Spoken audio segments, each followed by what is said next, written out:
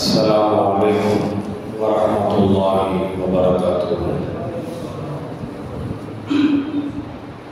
الحمد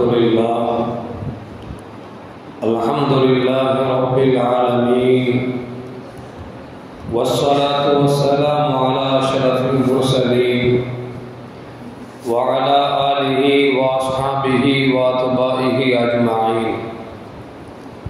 أما بعد، فقد قال الله تعالى في القرآن العظيم وفي الفرقان المجيد: أعوذ بالله من الشيطان الرجيم بفضل بسم الله الرحمن الرحيم. حميم والكتاب المبين، إنا أنزلناه في ليلة مباركة إنا كنا منذرين فيها يفرق كل أمر حكيم.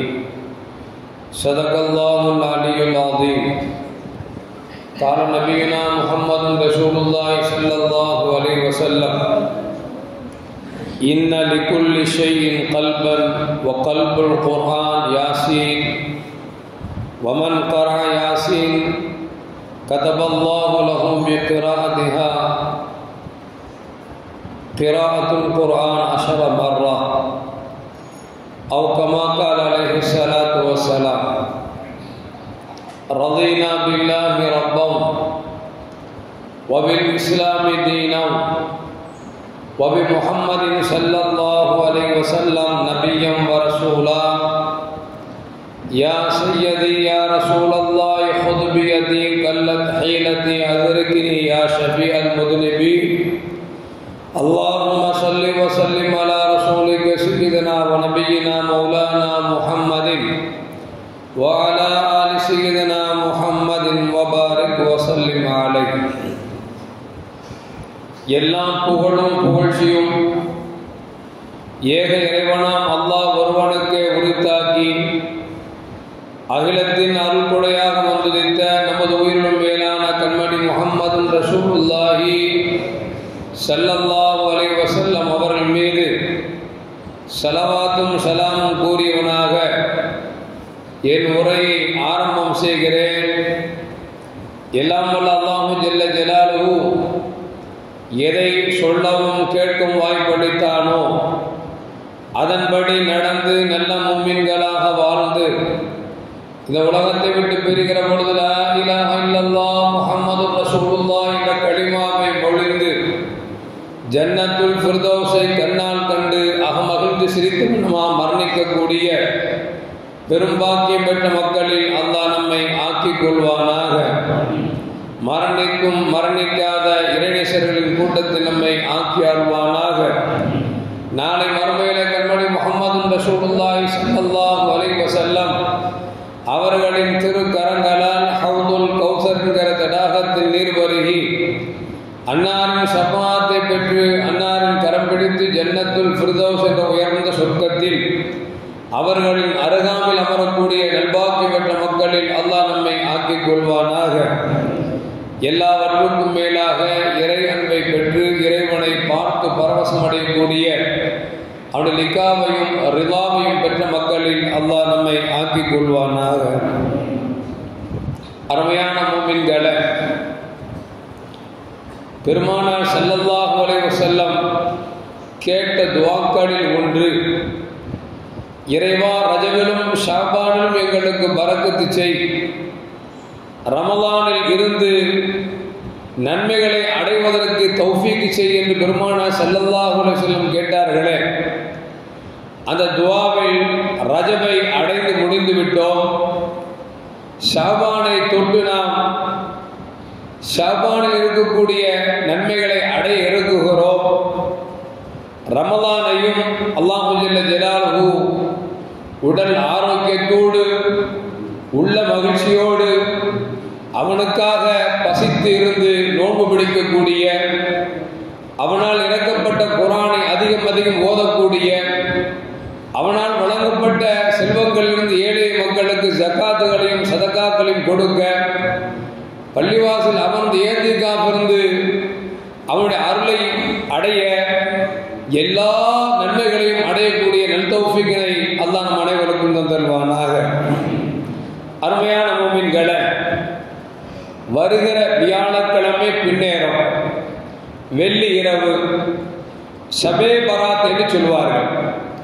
பராத் இரவு நம்மை வந்து அடைகிறது. அந்த இரவின் மகத்துவத்தை நாம் தெரிந்தால்தான் அந்த இரவை நாம் சரியாக பயன்படுத்துவோம் என்பதால் அந்த பராத்தினுடைய இரவனுடைய சிறப்புகளை நாம் சொல்லலாம் என்று ஆசைப்படுகிறோம். அருமையான மூமின்களே, பராத் இரவு என்று சொன்னால் நரகத்தை விட்டு விடுதலை பெறக்கூடிய நாள் என்று அர்த்தம். அதற்கு 4 பெயர்கள் உண்டு. ஒன்று லைலத்துர் ரஹ்மா, இறைவனின் அருளை பெற்ற இரவு என்று அர்த்தம். லைலத்துல் முபாரக்கா என்ற ஒரு பெயரும் உண்டு. அருள்வளம் பொழியும் இரவு என்கிற அர்த்தத்தையும் கொண்டிருக்கிறது. லைலத்து ஷக் என்று சொல்வார்கள். நரகத்தை விட்டு விடுதலை செய்யக்கூடிய சீட்டு கொடுக்கப்படக்கூடிய நாள் என்றும் அர்த்தம் இருக்கிறது. லைலத்துல் பராஆ, நரகத்தை விட்டு விடுதலை செய்யக்கூடிய நாள் என்கிற அர்த்தமும் இருக்கிறது. இப்படி இந்த ஷபே பராத்திற்கு 4 பெயர்களை உள்ளடக்கிய அந்த நாள் எந்த அளவுக்கு சிறந்த நாள் என்பதை அல்லாஹு ஜல்ல ஜலாலுஹு நான் மேலே ஓதி காட்டி வசனத்தில் சொல்லுவான். ஹாமீம் வல் கிதாபில் முபீன். ஹாமீம் என்பது இறைவனுடைய பெயர் என்றும் அது ரசூலுல்லாஹி ஸல்லல்லாஹு அலைஹி வஸல்லம் பெயர் என்றும் சொல்லப்படுகிறது. ஆக மொத்தத்தில் வல் கிதாபில் முபீன், தெளிவான வேதத்தின் மீது சத்தியமாக, இன்னா அன்ஸல்னாஹு ஃபீ லைலத்தின் முபாரகத்தின், பரக்கத்து பொதிந்த ஒரு இரவில் இந்த குர்ஆனை நாம் இறக்கினோம். இன்னா குன்னா முன்திரீன், நாம் தான் எச்சரிக்கக்கூடியவர்களாக இருக்குகிறோம் என்று சொல்லிவிட்டு ஃபீஹா யுஃப்ரகு குல்லு அம்ரின் ஹக்கீம், அந்த இரவில் தான், அந்த பராத்துடைய இரவில் தான் ஒவ்வொரு மனிதனுக்கும் என்னென்ன தேவைகள் இருக்கிறது, என்னென்ன நடக்க இருக்கிறது என்பதை நாம் பிரித்து போடுகிறோம், பட்ஜெட் தாக்கல் செய்கிறோம் என்று சொல்லி அல்லாஹ் ஜல்ல ஜலாலுஹு இந்த வசனத்தை நமக்கு சொல்லி காட்டுகிறார். அருமையான மூமின்களே, இந்த ஆயத்திற்கு விளக்கமாக கண்மணி முஹம்மது ரசூலுல்லாஹி ஸல்லல்லாஹு அலைஹி வஸல்லம் ஒரு செய்தியை சொல்லுகிறார்கள். இந்த செய்தியை அலி இப்னு அபீ தாலிப் ரலியல்லாஹு தஆலா அறிவிக்கிறார்கள்.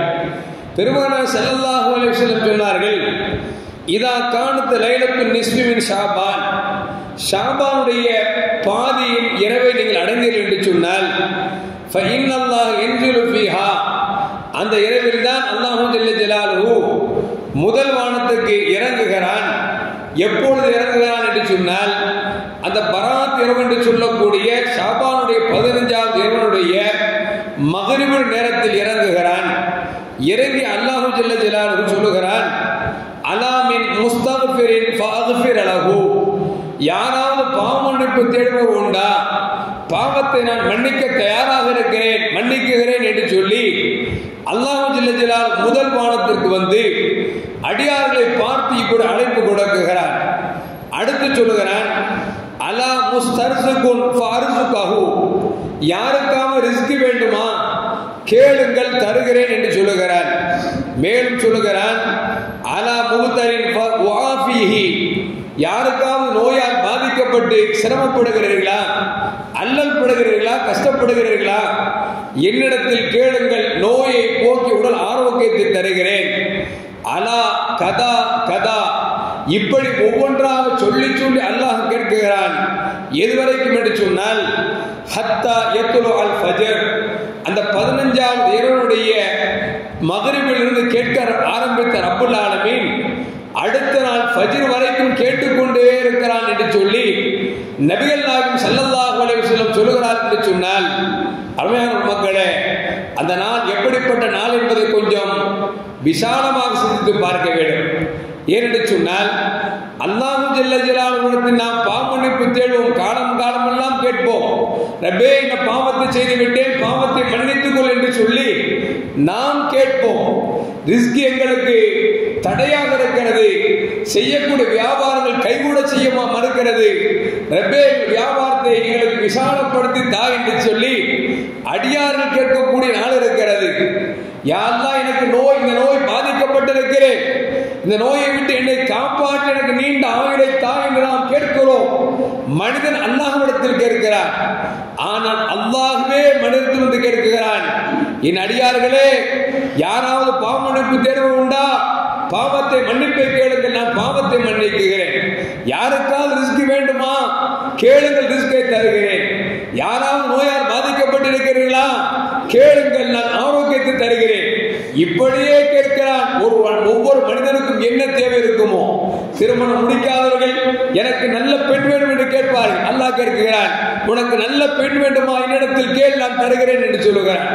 இப்ப உனக்கு கடன் ஏற்பட்டிருக்கிறதா? கடனை அடைப்பதற்கு வழி, கடன் அடைக்க வேண்டுமா? என்னை அழை, உனக்கு கடன் அடைப்பதற்கு நான் வழிகளை திறக்குகிறேன். இப்படி ஒவ்வொன்றாக மனிதனுக்கு என்னவெல்லாம் தேவை இருக்கிறதோ அனைத்தையும் ரப்புல் ஆலமீன் முதல் வானத்திற்கு வந்து கேளுங்கள் என்று சொன்ன பிறகு நாம் கேட்கவில்லை என்று சொன்னால் கொஞ்சம் யோசித்து பார்க்க வேண்டும். அருமையான மக்களே, நாம் பார்ப்போம், சொல்லுவார்கள் வியாபாரம் செய்ய போனோம் என்று சொன்னால் மாவு விற்க போனா காத்தடிக்குது, உப்பு விற்க போனா மழை பெய்யுது அப்படிம்பாங்க. அப்படின்னு அர்த்தம், காத்தடிக்கிற நேரத்துல மாவு வித்தா மாவு பறந்து போயிடும், மழை பெய்யுற நேரத்துல உப்பு கொண்டு போனா உப்பு கரைஞ்சு போயிடும். வியாபாரத்தில் லாபம் இருக்காது, நஷ்டம்தான் இருக்கும். ஆனா ரெண்டுக்கும் மாற்றமாக அல்லாஹ்வே வந்து கேட்கிறான் என்று சொன்னால் அந்த நாள் எப்படிப்பட்ட நாள் என்பதை கொஞ்சம் யோசித்து பார்க்க வேண்டும். அருமையான முஃமின்களே, இன்றைக்கு பார்க்கிறோம், முதலமைச்சர் சொல்லுகிறார், யாருக்காவது வீடு வேண்டுமா அரசாங்கத்திற்கு அனுங்கள், கோரிக்கை வைங்கள் என்று சொல்கிறார். என்று வைத்துக் கொள்ளுங்களேன், நம்மளோட பல பேருக்கு அசால்ட்டாக நம்ம போடுற பெட்டிஷன் அவங்க போய் சேருமா, இது எல்லா முதலமைச்சர் சொல்றதானே அப்படின்னு யோசிப்பாங்க. சைதாப்பேட்டைக்கு வந்து அதிலும் குறிப்பாக மசூதி பள்ளத்துக்கு முதலமைச்சரே வந்து மசூதி பள்ள மக்களிடத்தில் உங்களுக்கு ஏதாவது கோரிக்கை இருக்கிறா தாருங்கள் என்று சொல்லி வீடு வீடாக வந்தால் நாம சும்மா விட்டுருமாங்க? அவரை சும்மா விட்டுருமா? ஆளாத்தி எடுத்து அவருக்கு தெருவை பொறுக்கி வச்சு மாலை வாங்கி அவரை வரவேற்று நம்ம எவ்வளவு பெட்டிஷன் கொடுப்போம். மனுஷனுக்கு என்ன தேவையெல்லாம் கேட்போம். இப்போ சாதாரண ஒரு முதலமைச்சர் வந்து கேட்டால் நாம் நம்மை கொடுப்பதற்கு தயாராக இருக்கிறோம் என்று சொன்னார், நம் தேவைகளை கேட்பதற்கு தயாராக இருக்கிறோம் என்று சொன்னார், உலகத்தையே படைத்து வருவானிக்கக்கூடிய ரப்புல் ஆலமீன் அந்த இரவில் வந்து மனிதா பாவம் செய்து விட்டாயா, பாவத்தை மன்னிப்புகள் என்று அல்லாஹ் கேட்கிறான் என்று சொன்னார், அந்த நாளை நாம் எதிர்பார்க்க வேண்டாமா? அந்த நாளை நாம் பயன்படுத்த வேண்டாமா என்பதை கொஞ்சம் யோசித்து பார்க்க வேண்டும். அருமையான முஃமின்களே, அதனால்தான் நம்முடைய மக்கள் இஸ்லாம் என்று சொன்னால் அன்றைக்கு மகரிபிலே, இன்றைக்கு பராத்துடைய இரவில் ஷாபான் 15வது இரவில் ஸல்லல்லாஹு முன்னார்களே அல்லாஹ் மகரிபுடைய நேரத்தில் முதல் வானத்துக்கு வந்து கேட்கிறான் என்று சொன்னார்களே, அந்த மகரிப் தொழுகைக்கு பிறகு எல்லா பள்ளிவாசல்களிலும் 3 யாசின் ஓதப்படும். 3 யாசின் ஓதப்படும். என்ன காரணம் என்று சொன்னால், ஒரு சிலவர் கேட்பா, ஏன் 3 யாசின் தான் ஓதணுமா, 1 ஓதக்கூடாதா, ஏன் 3 தான் ஓதணுமா, 30 ஓதக்கூடாதா? எத்தனை வேணாலும் ஓதிக்கிறான். ஏன்னா யாசின் என்பது குர்ஆனுடைய இதயம். கண்மணி முஹம்மது ரசூலுல்லாஹி ஸல்லல்லாஹு அலைஹி வஸல்லம் எப்படி ஒவ்வொன்றுக்கும் இதயம் ரொம்ப அவசியமோ அதுபோன்று குர்ஆன் இதயம் யாசின் என்று பெருமானார் ஸல்லல்லாஹு அலைஹி வஸல்லம் சொன்னார்கள். அந்த யாசினை 3 யாசின் எல்லா பள்ளிவாசலும் ஓதப்படுகிறது. உடனே நம்மால் கேட்போம், இது என்ன பித்அத்து, டெய்லி செய்யறது இல்ல, அது என்ன பராத் இரவுல வந்து கேட்கிறீங்களே அப்படின்னு நம்மால இருக்கிறவனை கெடுக்க பார்ப்பான். பொதுவா செய்தா அல்லாட வாக்கள் வாக்குவாங்கிறது தான், யா அல்லாஹ் எனக்கு கியாமத் நாள் வரைக்கும் உயிர் பிச்சை கொடுக்கணும். உயிர் பிச்சை மட்டுமல்ல, நீ உயிர் பிச்சை கொடுத்துட்ட, உன்னை அடியார் கெடுக்கிறத வேலையே அப்படின்னா அல்லாஹ் சொன்னா, தக்குவா இருக்கிறவங்க யாருக்கும் கெடுக்க முடியாதுப்பா, அதனால நீ உன்னால் கெடுக்க முடியாது, கெடுத்துக்கோ சொல்லி அல்லாஹ் அனுப்பிட்டான். யாருக்கு ஈமான் ஐக்கியனைக்கு இருக்குதோ அவனுக்கு யாசின் ஓதுறதா தெரியும், அந்த நாள் ஓதுறதா தெரியும், இன்னும் கொஞ்சம் உச்சகட்டமா போயிட்டா ஷிர்கா தெரியும். யாருக்கு ஈமான்ல ஆட்டம் இல்லாமல் இருக்குதோ, அசைக்க முடியாமல் இருக்குதோ, நம்முடைய இமாம்கள் சொன்னார், சஹாபாக்கள் சொன்னார், ரசூல்மார்கள் சொன்னார், நம்ம வாப்பா அம்மா சொன்னா என்ன செய்வோம்? நாம கட்டுப்பட்டு தான் ஆவோம், நாம செய்வோம். ஏன்னா நம்மள்ட்ட ஈமான்ல ஆட்டம் இல்லை, ஈமான் சுமந்திருக்கிற உள்ளத்துல ஓட்டை இல்லை, அதனால என்ன செய்வோம்? உடனே நம்ம செய்வோம். அப்படி அந்த அடிப்படையில எல்லா பள்ளிவாசல்லையும் 3 யாசின் ஓதுவாங்க. அது ஏன் 3 யாசின்? அல்லாஹ் கேட்டான்ல, பாவமன்னிப்பு வேண்டுமா கேளுங்க, பாவமன்னிப்பு தரணும்ல. அப்ப யா அல்லாஹ் எங்களுடைய பாவங்கள், என் பெற்றோர்கள், உற்சாக உறவினர்கள் எல்லா முஸ்லிமான மூமியான பாவங்களையும் மன்னிக்க வேண்டும் என்று மனதில் நியத் செஞ்சுட்டு ஒரு யாசின் ஓதுவாங்க. ரெண்டாவது அல்லாஹ் என்ன கேட்கிறான், யாருக்காவது ரிஸ்க் வேண்டுமா கேளுங்க தர்றானல்ல, அதை நினைச்சுக்கிட்டு யா அல்லாஹ் தங்கு தடை இல்லாம ரிஸ்க் வேணும் கேட்டு நியத்து பண்ணி ரெண்டாவது யாசின். மூணாவது யாசின் இருக்கு, யாராவது நோய் நொடியால் பாதிக்கப்பட்டிருக்கிறீங்களா, யா அல்லாஹ் ஆரோக்கியமான வாழ்க்கை தான் நியத்து பண்ணி அதுக்கு ஒரு யாசின்.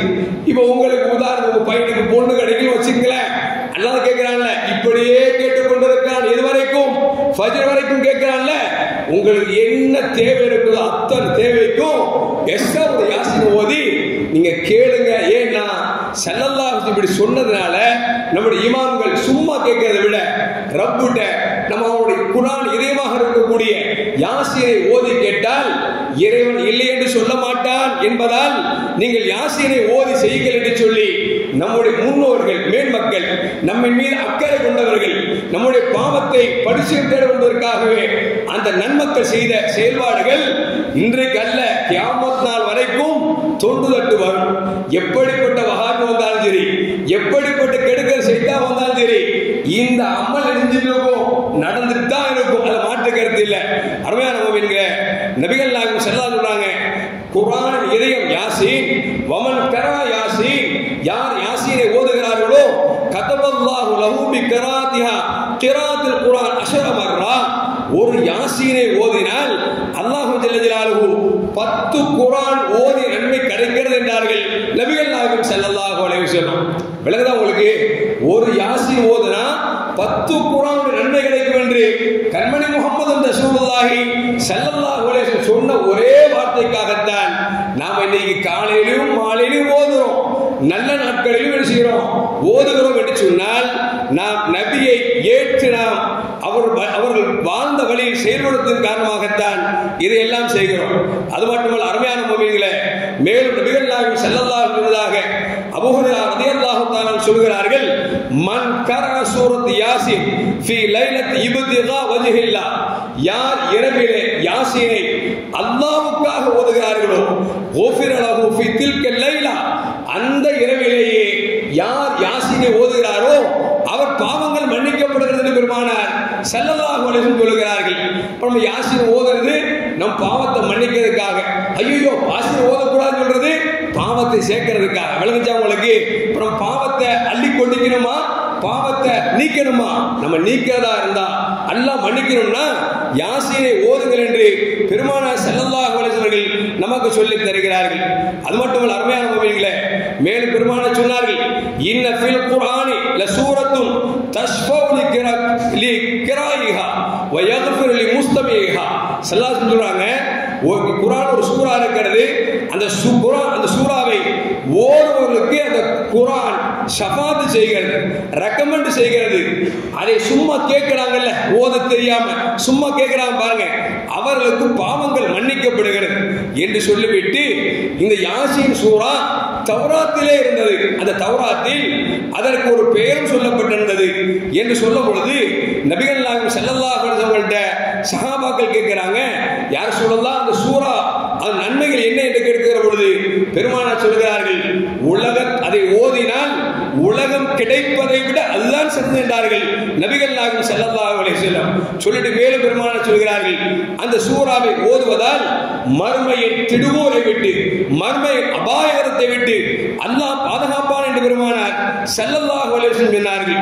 சொல்லிவிட்டு சஹாபாக்கள் கேட்டார்கள், கீழே யார் சொல்லலாம் வ கைஃப தாலிக கால ததுஃபு அன் சாஹிபா குல்லு சூய், அந்த சூரானால எப்படி எல்லா தீங்கை விட்டு தடுக்கும் என்று கேட்ட பொழுது நபிகள் நாயகம் ஸல்லல்லாஹு அலைஹி சொன்னாங்க, எப்படி அந்த சூராவால் எல்லா காரியங்களும் நடைபெறுமோ அது போன்று எல்லா தீமைகளையும் தடுக்கும் என்று நபிகள் நாயகம் ஸல்லல்லாஹு அலைஹி சொல்லிவிட்டு மேலும் பெருமானார் ஸல்லல்லாஹு சொல்றாங்க, வமன் கரஹா, யார் யாசீன் சூரா அந்த சூராவை ஓதுகிறார்களோ அவர்களுக்கு அல்லாஹ் ஹஜ் செய்த நன்மை தருகிறான்.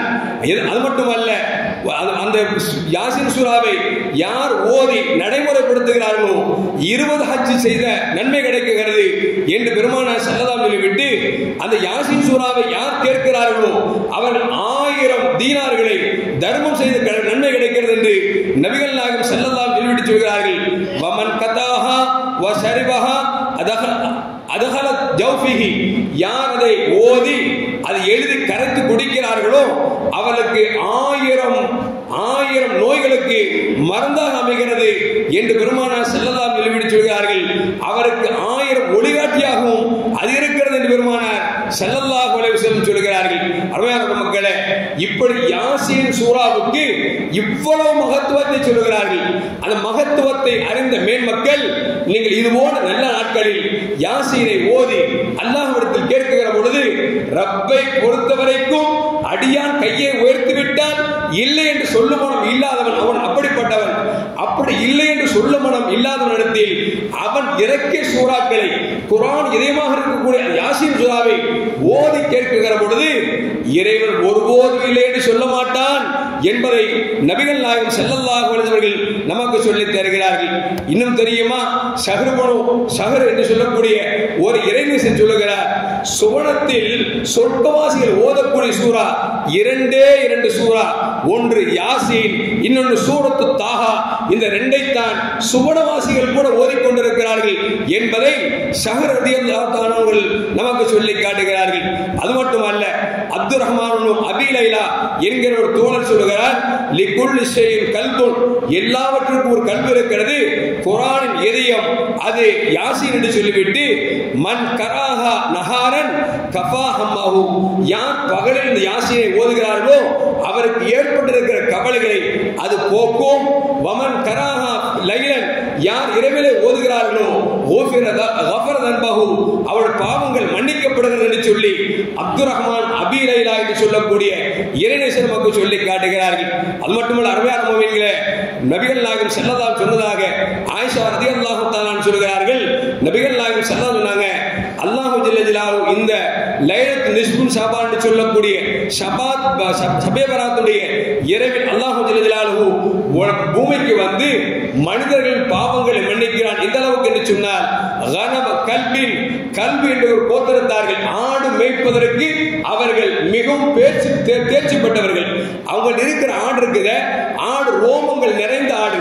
அந்த ரோமங்கள் எந்த அளவுக்கு இருக்கிறதோ அந்த அளவுக்கு அல்லாஹ் ஒவ்வொரு பூமிகளுடைய பாவத்தையும் மன்னிக்கிறான் என்று நபிகள் நாயகம் ஸல்லல்லாஹு அலைஹி வஸல்லம் அந்த நாளின் சிறப்பை சொல்லி காமித்தார்கள்.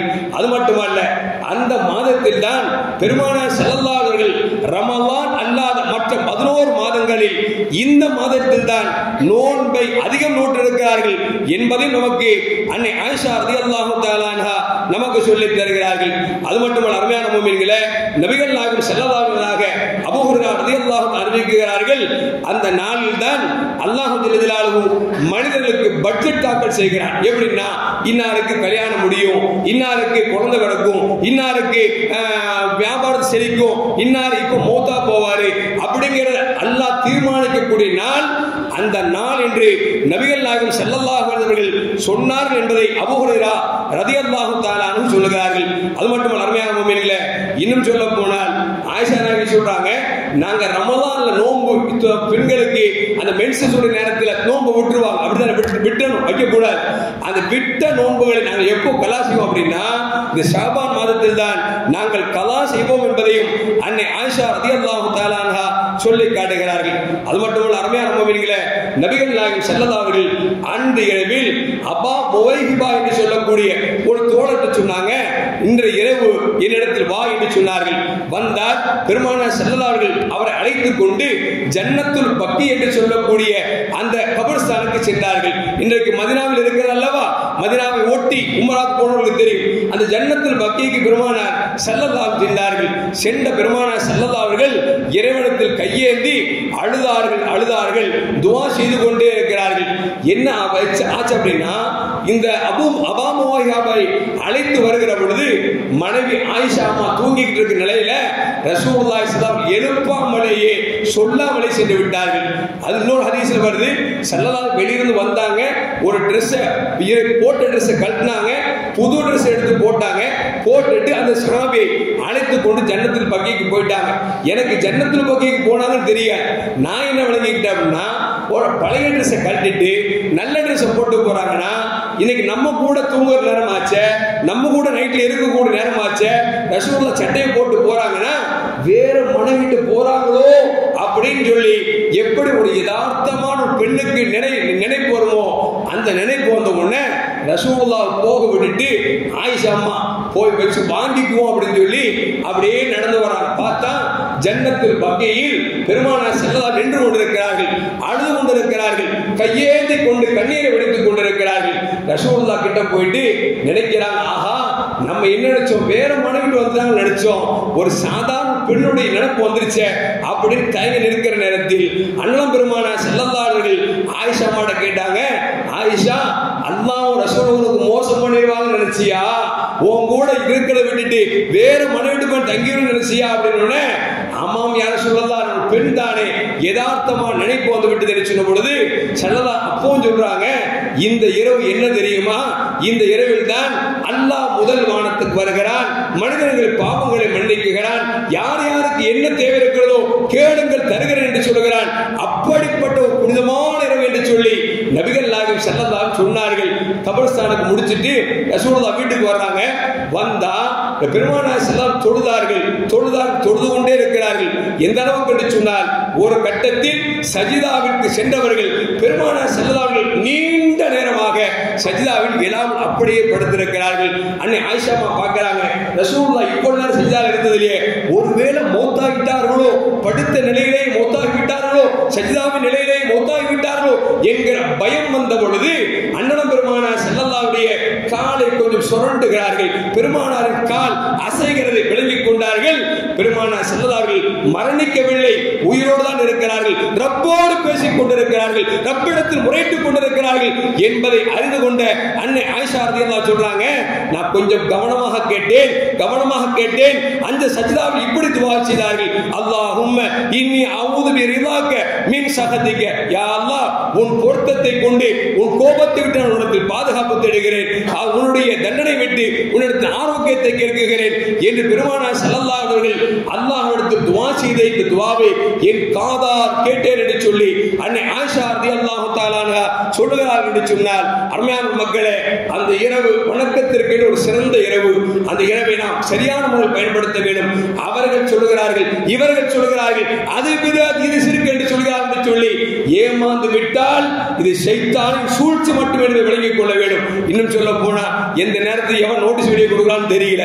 ஏன்னா பராத பத்தி அஜர்த்து பேசுவாரு அப்படின்னு சில பேர் வேணுக்கு என்ன, ஏற்கனவே நம்ம இந்தியாவில் குழப்பத்துக்கு மேல குழப்பத்தில் உட்கார்ந்து இருக்கும். அதுல நம்ம ஆட்கள் கொஞ்சம் கூட அறிவு இல்லாம, கொஞ்சம் கூட உணர்வு இல்லாம எதை நாம் செய்கிறோமோ அதை கூடாது என்று சொல்வதற்கு செஞ்சவங்கள்ட்ட சொன்னா கோபம் வருமா வராது கொஞ்சம் யோசிச்சு பார்க்கணும். நீ கொடுக்குறியா உன் பள்ளிவாசல் கொடுத்துக்கோ, நீ போதிக்கிறியா உன் மக்கள்கிட்ட போதிச்சுக்கோ. அதை விட்டுட்டு யாசின் ஓதனது வந்து யாசின் ஓதாத அப்படின்னா மனுஷனுக்கு என்ன வரும், கோபம் வரும். கோபம் வந்தா சண்டை வரும், சண்டை வந்தா ஸ்டேஷனுக்கு போகணும். அவன் என்ன சொல்லுவான், ஏன்னா உங்களை ஏற்கனவே பல கும்பல் அடிக்கிறதுக்கு ரெடியா திட்டம் போட்டுட்டு இருக்கிறான், உங்களுக்கு மத்தியிலே இவ்வளவு பிரச்சனையா கேட்பானா இல்லையா?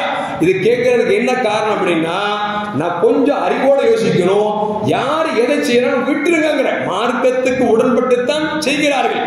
மார்க்கத்துக்கு உடனில்லை என்று சொன்னால் இந்த மேடையில் பேசக்கூடியவர்கள் யாசீனை ஓது என்று சொல்லக்கூடியவர்கள், யாசீனை ஓது என்று சொல்லக்கூடிய இந்த இமாம் ஒன்றை செய்யக்கூடாது இந்த உம்மத் செய்தது என்று சொன்னால் இதே மேடையில் கண்டிப்பதற்கும் எனக்கு உரிமையும் இருக்கிறது, கண்டிக்கக்கூடிய சக்தியும் அல்லாஹ் கொடுத்திருக்கிறார்.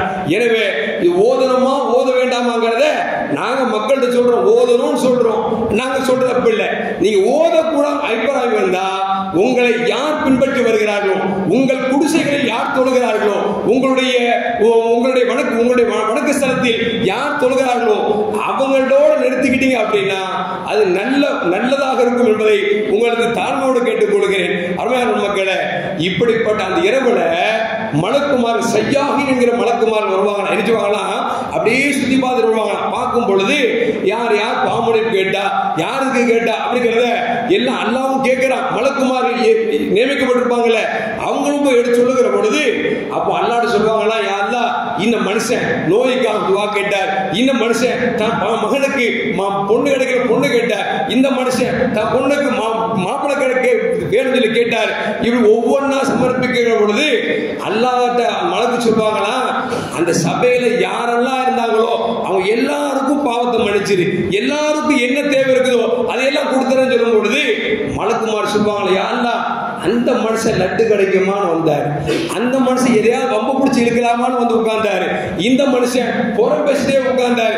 இவருக்குமா அப்படின்னு கேட்பான். யார் கேட்பா? மலக்குமார் கேட்பாங்க. அல்லாஹ் சொல்லுவானா, அவர் புறம் பேச வந்தா என்ன, வம்ப பிடிச்சி இழுக்க வந்தா என்ன, அது தும்ப பிடிச்சி இழுக்க வந்தா என்ன, அது லட்டுக்காக வந்தா எதுக்கு வந்தாலும் சரி, சபையில வந்து உட்கார்ந்துட்டாருல்ல, சொல்லுவாங்கல்ல, பூவோடு சேர்ந்து நானும் மணக்கும் என்பது போல அவருடைய பாவத்தை மன்னிச்சுட்டு அவர் என்ன தீய எண்ணத்தில் வந்தாரோ அதையும் போக்கிற அப்படின்னு சொல்லி நினைச்சுவானா அல்லாஹ் சொல்வானா. இதை சொல்லுகிற பொழுது எனக்கு ஒரு கதை ஞாபகம் வந்துச்சு. ஒரு மீன் வியாபாரி மீன் வித்துட்டு வர்றான். வந்த உடனே ஒரு அரசன்ட்ட மீன்னா காசு கேட்க மாட்டேன், பேரம் பேச மாட்டாங்க.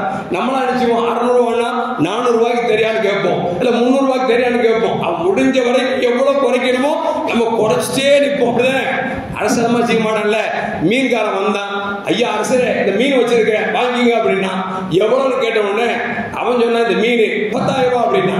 உடனே அரசர் பார்த்தாரு, குறைச்சிக்க மாட்டேன், அரசராச்சே 10,000 கொடுத்துட்டேன். கொடுத்த உடனே அரசி பக்கத்து உட்காந்து, ஏங்க கொஞ்சமா புத்தி இருக்கா உங்களுக்கு? பொம்பளை தானே, என்னதான் அரசனா இருந்தாலும் அரசு முன்னாடி பொம்பளை தானே, சும்மா இருப்பாளா? அவ சொன்னா, ஏங்க இந்த மீனை போய் 10,000 வாங்கிருக்கீங்க, உங்களுக்கு விவசாயே இல்லையாங்க, அவனை கூப்பிட்டு எப்படியாவது மீனை திருப்பி கொடுத்துருங்க அப்படின்னு சொல்லி இந்த பொம்பளை சொல்லுச்சு.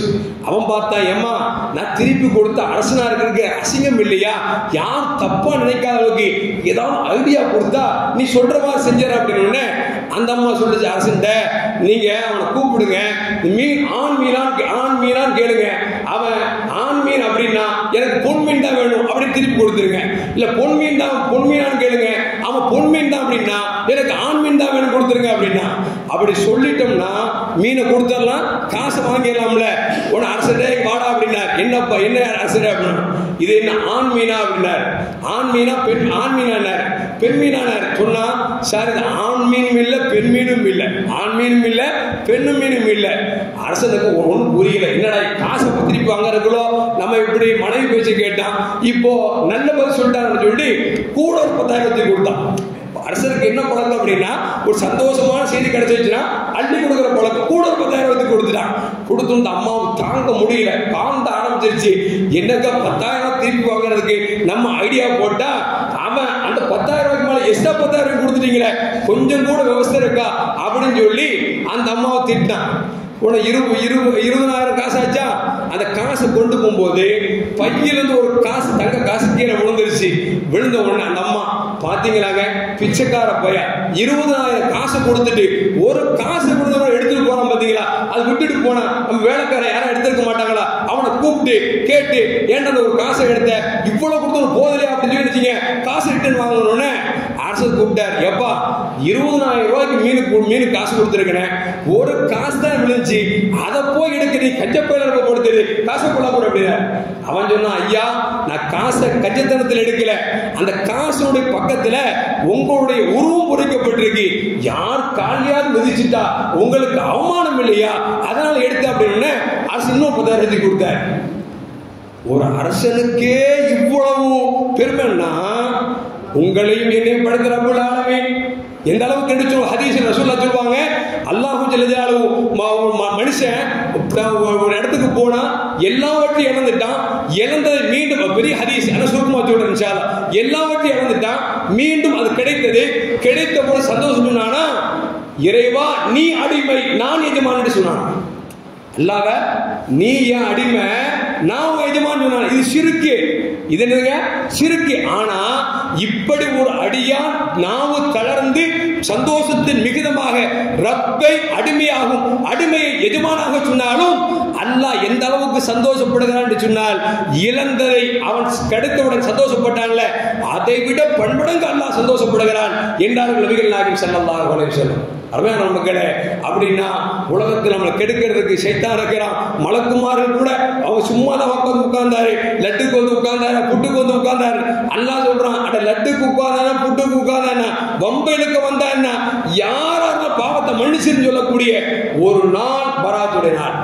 அருமையான மக்களே, அந்த இரவு இன்ஷா அல்லாஹ் வருகிற வியாழக்கிழமை பின்னேரம் வெள்ளிக்கிழமை இரவு நம்முடைய பள்ளிவாசலில் மகரிப் தொழுகைக்கு பிறகு 3 யாசின் ஓதப்படும். சில மக்கள் கேட்பாங்க, என்னென்ன நியத்தும்பாங்க. ஹதீஸ்ல வர மாதிரி பாவ மன்னிப்புக்காக ஒரு யாசீனு, ரிஸ்க்குக்காக ஒரு யாசீனு, நோயுடைய இல்லாம ஆரோக்கியமான வாழ்க்கை வாழ்க்கைக்கு ஒரு யாசின். இதுக்கு மேல நீங்க நிறைய ஓதும் பிரச்சனை இல்லை. ஆனா அஜர்த்து மோதினார கூப்பிட்டுட்டு போகும்போது ஒரு வீட்டுல 3 யாசின் ஓதுன்னு வச்சுக்கலாம், அவர் தஹஜ்ஜுத் தொழுகை கூட வர முடியாது. விளங்குறீங்களா? அந்த நேரத்தில் அஜர்த்தையும் மோதினார் கூப்பிட்டு போனீங்கன்னா நீங்க ஒரு யாசின் ஓதி சொல்லுங்க. சில பேர் கேட்பாங்க, அஜர்த்து கடைசியில் வந்துட்டீங்களா, அவங்க வைத்த வழக்கு ஏற்பாடு பண்ணிட்டீங்களான்னு.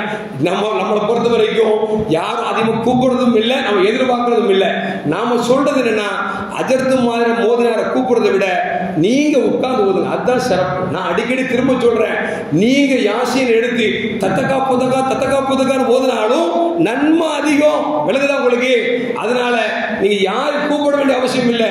உங்க வீட்டுல நீங்க ஒரு யாசின் ஓதுங்க, மனைவி ஒரு யாசின் ஓதுங்க, புள்ள ஒரு யாசின் ஓதுங்க. இப்படி ஓதி துவா கேட்டாதான் அது ஆக ஏற்றமானது. இன்ஷா அல்லாஹ் அன்றைய இஷாவுடைய தொழுகை சரியாக 9 மணிக்கு நடைபெறும். இஷா தொழுகை முடிந்த பிறகு பயான், திக்ர், மஜ்லிஸ், அதுபோல ஸல்லல்லாஹு ஜன்னத்துல் பக்கீல கபிஸ்தான்ல போய் நின்று துஆ செஞ்சாங்கல்ல, அந்த மாதிரி நம்ம கபிஸ்தான்ல சென்று நாம் மூமின்கள் நினைச்சுவோம் நமக்கு முன்னால் மரணத்திற்காக துஆ செய்ய இருக்கிறோம். எல்லாம் வல்ல அல்லாஹ் ஜல்ல ஜலாலுஹு சத்தியத்தை சத்தியம் என்று புரிந்து வாழக்கூடிய நல்ல மூமின்களின் கூட்டத்தில் என்னையும் உங்களையும் ஆக்கி அருள்வானாக. அஸ்ஸலாமு அலைக்கும் வரஹ்மத்துல்லாஹி வபரகாத்துஹு.